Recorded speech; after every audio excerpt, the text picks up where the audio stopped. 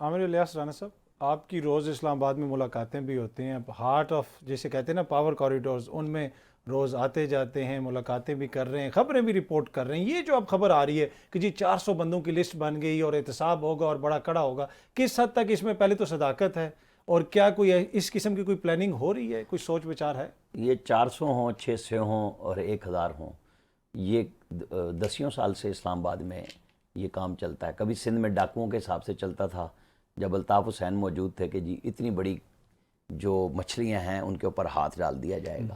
کوئی چیز عامر ضیاء صاحب کے ساتھ بھولی تو نہیں ہوئی کہ وہ فلانے پتھارے دار ہیں، فلانے وہاں سے شروع ہوا نا، اور غوث علی شاہ نے لسٹیں دے دی، چودھری نثار نے اوپن کر دی، فلانا کر دیا۔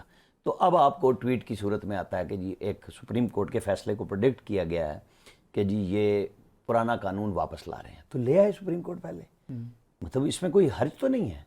اگر ساری کورٹس اور ساری دنیا کہہ رہی تھی کہ وہ قانون ڈریکونین ہے، اور جیسے جنرل مشرف کو پھنسایا، لال مسجد پہ حملہ کر دو، آپریشن کر دو، جس دن اس نے آپریشن کر دیا اس دن اکیلا کھڑا تھا، پھنس گیا، کوئی بھی ساتھ نہیں تھا۔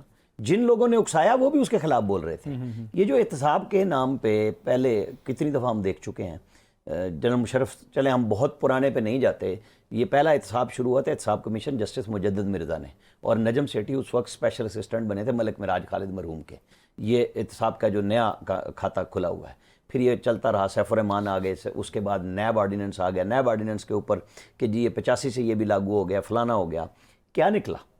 زرداری کو اتنے سال جیل، نواز شریف کو پکڑا، نواز شریف پہ ایک بھی کرپشن کا کیس نہیں بنا، اس کو سزا کہاں سے کہاں نکالی گئی، کچھ بھی نہیں ہوا۔ بے شک عامر ضیاء صاحب کا روز ہوتا ہے کہ جی وہ، اور آپ کا بھی ہوتا ہے کہ جی وہ لے کے آئے منی ٹریل لے کے آئے۔ نہیں میں وہی کہتا ہوں بھائی، منی ٹریل جس نے دی، کورٹ نے پوچھ لیا نا کہ یہ پیپر کون سا ہے جو جے آئی ٹی نے پیش کیا، وہ پتہ لگا یہیں پہ فیبریکیٹ ہوا تھا۔ کی جو ایک تاریخ نہیں، میں آپ کو ویسے بتا ایک فیبریکیٹ یہیں ہوا، اور یہیں پہ اسلام آباد ہائی کورٹ نے اٹھا کے مارا کہ لاؤ پیپر لاؤ جو کہیں یو کے سے، کسی ہائی کمیشن سے، کسی امبیسی سے اٹیسٹ ہو کے آیا ہو کہ یہ منی ٹریل ہے، یہ پیپر ہے ملکیت کا، جو کچھ بھی نہیں تھا، جو یہیں فیبریکیٹ ہوا تھا۔ ویسے میاں صاحب انہی فلیٹس میں رہ رہے ہیں جن کی انہوں نے کبھی، ہم یہی بات نہیں، میں کہہ رہا ہوں میاں صاحب نے کبھی ان کے اونرشپ سے اس لحاظ سے انکار نہیں کیا کہ وہ ان کی فیملی کے ہیں۔ ان کے لیٹسٹ جو تھا وہ یہی تھا نا کہ پوتے نے اون کیا میاں شریف کے کہ میرے ہیں، اور الحمدللہ کہہ کے سب نے مذاق اڑایا۔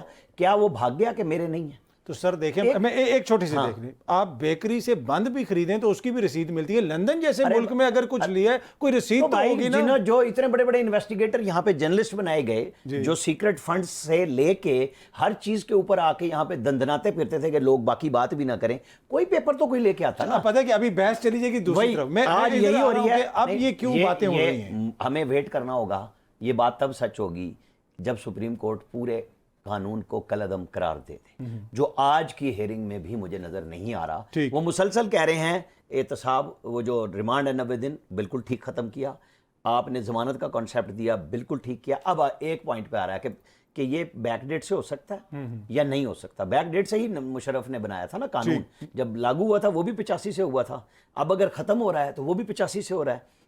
اس کے بعد آ رہا ہے کہ جی بار کس کے اوپر ڈلے گا کہ جی جو الزام لگاتا ہے وہ، یا میں آپ کے اوپر کہوں اطہر صاحب آپ لندن بی بی سی سے اتنے پیسے کما کے بھاگ کے آئے ہیں، ثابت کریں کہ آپ نہیں لائے۔ مطلب کوئی چیز ہوگی تو آپ کریں گے نا، مطلب میں نے الزام لگا دیا، آپ ثابت کرنا۔ نیب نے صرف یہی کیا ہے، ایک لسٹ بنائی، جس دن احد چیمہ کو پکڑا، نیب کے چیئرمین سرتپا کو پکڑ لیں۔ میں تو بہت مجبوراً اطہر صاحب میں مختصر کر رہا ہوں، بڑی مشکل سے لفظ بول رہا ہوں، روک رہا ہوں اپنے، کہ انہوں نے کہا اتنے ارب روپے کے اثاثے ہیں، اور جب ریفرنس گیا پورے گاؤں کے 39 لوگوں پہ 29 کروڑ روپے کا، اربوں روپے کے، یعنی جس شخص نے 10 لاکھ روپے اسلام آباد میں ایک فلیٹ کے جو ڈکلیئر کیا ہوا تھا کہ میں نے پہلی قسط پے کی ہے، پی ڈی کے طور پہ ایک پروجیکٹ کی مجھے تنخواہ ملی، میں نے وہاں دی، اس کو لکھا گیا کہ یہ 3 کروڑ روپے کا ہوگا۔ لہٰذا یہاں ان مسائل سے کوئی مسائل ہی وہی ہیں، یہاں بری ہوا، وہ اس لیے ہوا کہ یہ ساری فیبریکیشن ہوتی تھی۔ آج بھی جو بات اداروں کی ہو رہی تھی، ادارے تب بنیں گے، یا تو آپ بالکل ٹھیک بات ہے کہ پیچھے صاف کریں کہ جی آج کے بعد یہ ادارے ہیں جو سب چیزوں کو قابو کریں گے۔ ٹروتھ اینڈ ریکنسیلیشن کمیشن بنانے کا مقصد بھی یہی ہوتا ہے کہ سچ اور جھوٹ آپ بولتے جائیں، سائڈ پہ رکھتے جائیں کہ جی آپ نے ملک کو چلانا ہے۔ نہ ان ججوں سے چل رہا ہے، نہ ان جرنیلوں سے چل رہا ہے، نہ ان سیاستدانوں سے چل رہا ہے، نہ اس سول بیوروکریسی سے چل رہا ہے، نہ ان میڈیا کے لوگوں سے چل رہا ہے جو کبھی اس طرف ہوتے ہیں کبھی اس طرف ہوتے ہیں۔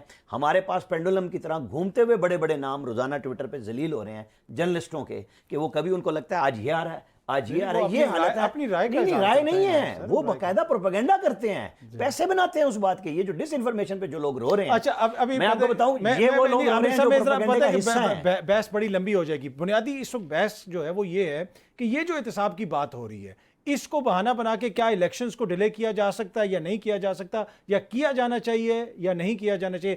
آپ اگر بریفلی مجھے یہ بتائیں. دیکھیں فروری میں مڈ سے آگے الیکشن نہیں جائیں گے، ٹھیک ہے، یہ بات آپ ذہن میں رکھ لیں. پھر تو آپ کو ڈکلیئر کرنا پڑے گا وہ معاملہ جو ہائبرڈ میں ہے. ٹھیک ہے، آپ کو سامنے آنا پڑے گا کہ جی میرے عزیز ہم بتوں ہم بیٹھے ہیں، یہ مسئلہ نہیں حل ہوتا. نہیں آپ کو وہ تو غیر سیاسی ہیں نہیں سر، غیر وہ سیاسی تو کی ان بات کا نہیں میں کیا کر رہا. تعلق ہے اس چیز؟ آپ ان ہائبرڈ سسٹمز کے پیچھے مزید نہیں جا سکتے، یہ ملک چل ہی نہیں سکتا. اگر آپ نے فیسیلیٹیشن کونسل بہت اچھی نیت سے بنائی ہے، وہ تبھی چلے گی جب اس میں وہ اکانومی کے اوپر بھی آتے ہیں ہم. لوگوں کی ول شامل ہوگی. جس طرح کے بھی ہوں الیکشن ہونے چاہیے، لوگ آئیں وہ فیصلے کریں. اس طرح نہیں ہو سکتا کہ آپ یہ کہیں گے کہ اس موجودہ وزیر اعظم طاقت صاحب کو آپ چلا لیں گے، بہت لامتنائی مدت میں نہیں ہو سکتا.